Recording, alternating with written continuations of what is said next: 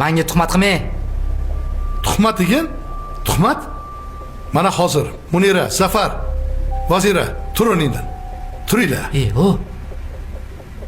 Qani, qo'rqmanglar. Birinchi navbatda qonun bor.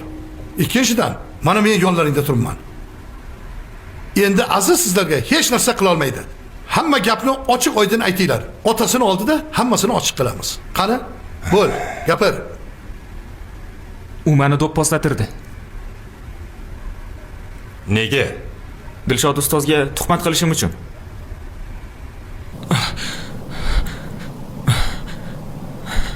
Agar rozi bo'lmasang, masjidda qo'l oyog'ingni sindirib tashlab ketaman. Urganim haqida hech qanaqa isboting bo'lmaydi. Men suvdan quruq chiqib ketaman. Dadamni bilasan, qo'li uzun. Qatga uzatsalar o'sha yerga yetadi. Men urganimni isbotlay olmaysan. Bu yerda hech qanaqa kamera ham yo'q. Sani esa shunchaki nogiron bo'lib qo'yganing qoladi. Bechara kasal onang nima qiladi? Ha? Agar menga bir narsa bo'lsa, unga onam chidolmaydilar. Shunga noiloj rozi bo'ldim. Kechiring ustoz.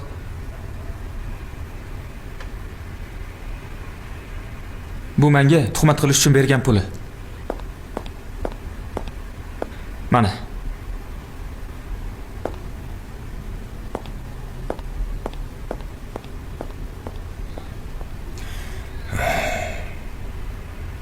Gapir.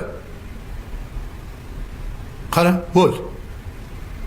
Men qiynalsam ham uni bunaqa tuhmat qilish uchun bergan puli kerak emasdi.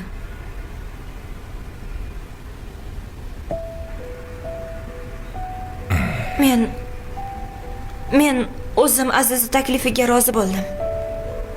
O'sha shikoyat xatini yozib berdim. Iltimos, meni kechiringlar.